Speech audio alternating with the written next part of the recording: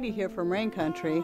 God is good all the time. Well, it's going to be a beautiful day. There's hardly a cloud in the sky, and I hope it stays like this all day because there is so much to be done today. And so I'm going to take you with me and show you some of the things I got going on.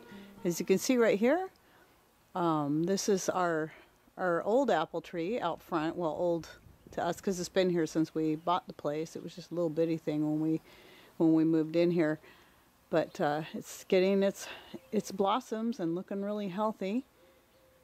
And I want to show you down at the base. Please forgive the mess of this side yard. This used to be one big wood pile all the way up to here, and I'm still in the process of trying to clean this up because you see all that pile there? We still have that to work through. That was a few years ago, actually. We got this really great score on firewood, and it filled up this whole side yard.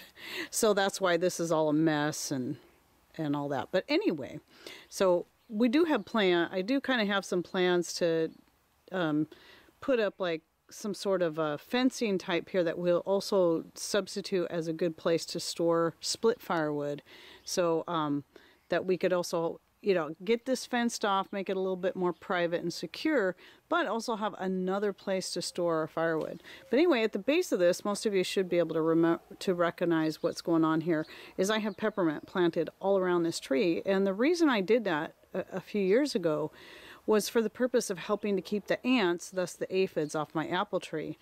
And the last couple of years, it seems to have been very successful in doing so.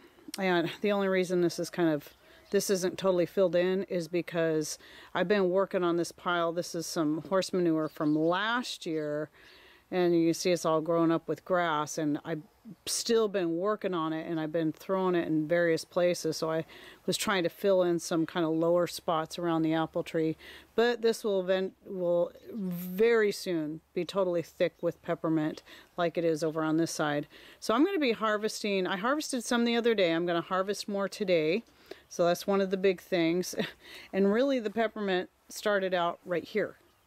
And as you can see, it's filled in. I'm going to be thinning this back. I haven't decided whether or not I want to take all this out or not.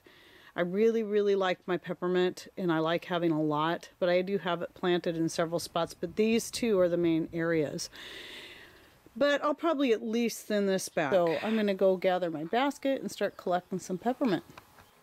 Alright, I have 5 trays right now of peppermint, and I've only just begun. So I don't think I'm going to do any more today because I'm going to have a lot of dandelion flowers to add, maybe a couple of trays today.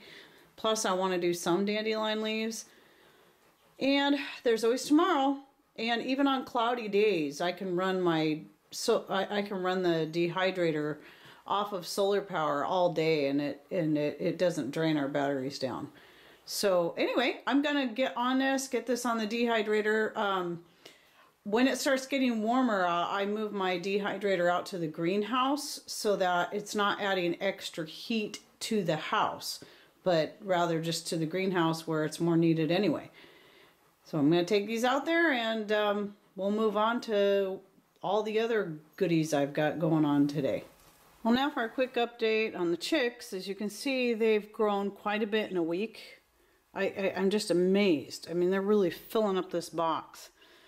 And we've got a long ways to go on the chicken coop, so I'm thinking we may have to construct some kind of bigger box or something for them until we can get them in there. I did stick this little chunk of wood in here, and they're really liking that to sit on. And as you can see, I've got some netting over the top of the box right now because they're already trying to fly their way out of there. Little guys. Or little girls, I should say. You better all be girls. I really wouldn't mind if I had one rooster. I will have to get a crow collar though if I do that. And there's my solar oven. I've got a beef roast in there with some potatoes and some garden beans from last year cooking away in there. And if you stay tuned to the end of this video, I will tell you about a special offer that's this week only where you can get 10% off this plus some other goodies. And I will show those to you at the end of this video. So stay tuned for that, and you can find the link to the Solarvore solar oven in the description box. I'm out here and I was looking at how big my rhubarb's getting, and I figured it was time to go ahead and harvest a couple of canes. I'm not actually ready to do anything with this yet. I want to wait till I have some peaches and some blueberries to mix with it, or blueberries.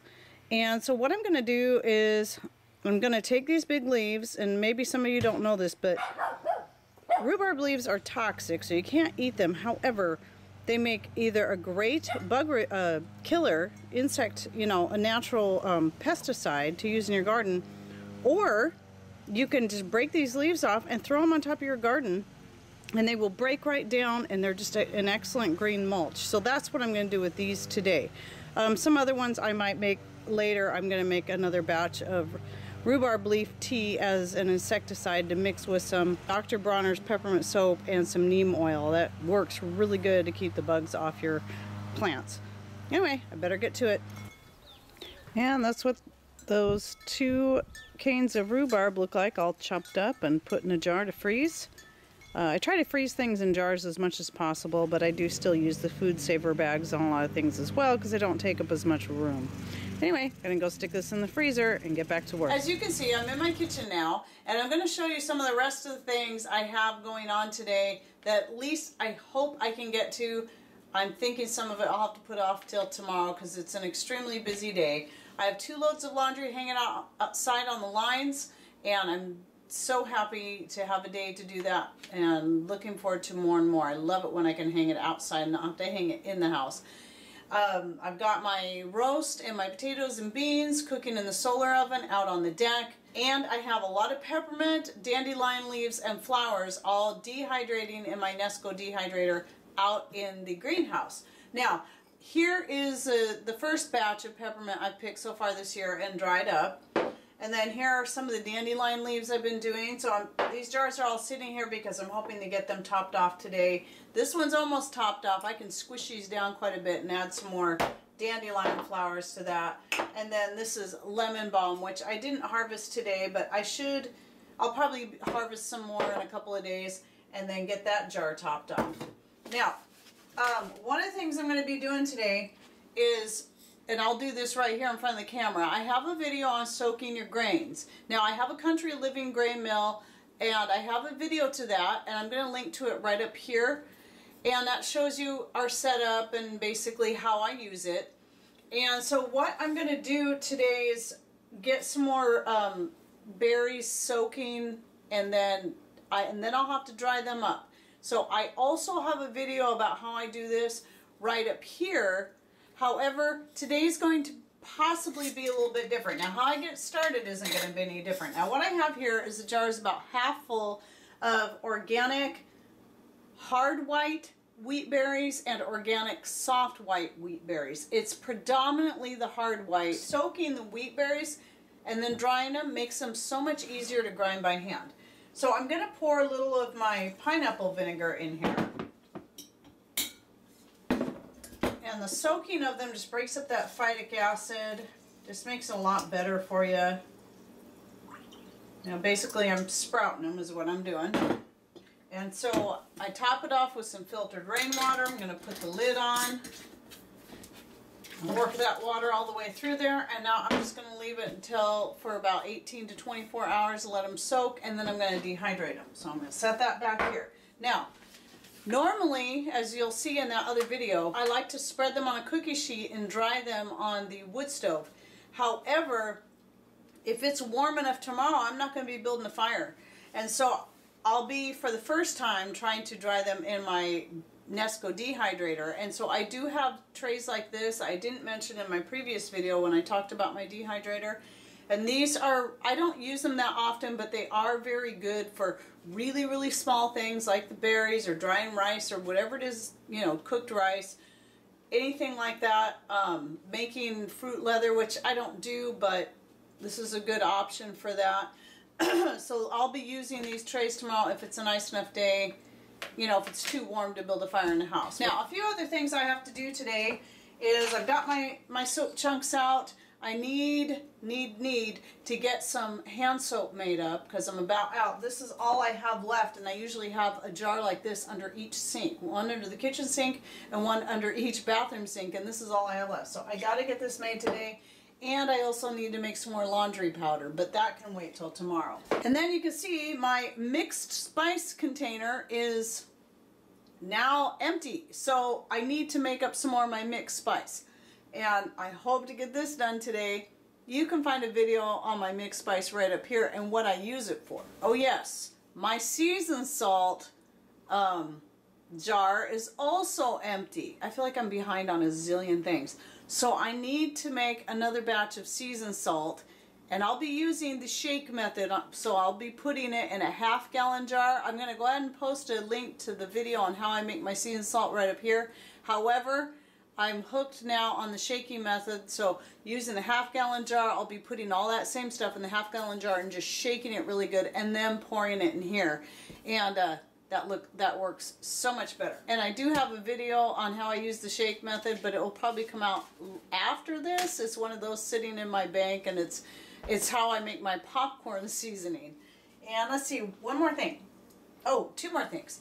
I've been sprouting for the chicks. I've been sprouting some seeds. This is actually mixed. It's got broccoli and a bunch of other stuff in it. So I've been sprouting up, getting some sprouts going for them, and they're just loving them. So I give them a handful of the sprouts every day to add to their other food, and then going out and getting bugs and things for them, because, you know, I just, this is much more healthy for them. But for now, they're still in the box, so I got to do what I can until they can actually get out there into the garden and other areas and start getting bugs and stuff themselves. And I need to make some more popsicles for Mr. Rain, and so I've got, this is more than I'll need, so I'll probably put the rest in the fridge and then use it to either make some syrup or something. So I'm going to use about half this bag, and I'm going to make some blackberry cream sickles. And as you can see, 2015. So, and I have tons of these, and I got to use up these blackberries because I'm hoping to pick a ton more this year. I mean, it's already 2017, and I still haven't used up all the 2015 blackberries. Well, that's just some of what I have going on today, not including all the regular chores, working in the garden, the cleaning this and the scrubbing that. So I will get back to you after a bit and show you how my roast turned out in the solar oven, and tell you also about the special offer on the solar oven if you order this week. All right, see you in a bit. Well, there's my roast. It's about the end of the day. It's nicely done. And my yellow potatoes and my green beans. And as I've said before in other videos, all this liquid you see here just came from the roast itself. I did not add any liquid to this. And I ended up having to take the reflectors off. Even though it ended up being a partly cloudy day, it still cooked quite well. And this was actually frozen when I stuck it in. Anyway, it's done all the way through. It looks great. So now I'm going to put the lid back on and this back on, and not have this, oops, I gotta take my little handle cover off. And I'm just not going to turn this directly into the sun. I just want to keep it warm at this point. So until Mr. Rain gets home and we can eat on this together. Well, it's the next day, as you can see by the way I'm dressed and my hairdo. But I needed to wait till now to do this last little part. So if you were considering buying the solar oven, now is a good time to do it. And the reason why is, if you order this week and you use the promo code LOVEMOM, L-O-V-E-M-O-M, all one word, lowercase, you will get the free springform cake pan, heart shape, kind of cool, right? This neat little trivet, okay, that folds right up. But my favorite thing, and this is really nice, is this carrying case. And I am so excited to have this carrying case, because now I'll have something to store my solar oven in to keep it nice and clean and free of debris, which is usually a big deal, even, you know, especially if we're storing it away in the winter, because I keep it out in patch top and it gets full of, you know, sawdust and stuff. So this is just a really well-made case. It has a nice shoulder strap. It has, you know, just your regular hand carrying straps. Plus, on the inside, and I should have brought my reflectors in here, but I didn't because I was just so excited to get this in here so I could try it out. Plus, on the inside flap, there is a special pocket just for the reflectors. And again, just nice, thick, well-made. I mean, it seems to me it's very well constructed, and it should last for quite a while. And just, you know, keep your solar oven well protected when you're not using it or when you need to carry it from one place to another. And so, yeah, so until Monday, May 15th, you have to order it to get the 10% discount. Now, know that this carrying case alone is worth $45.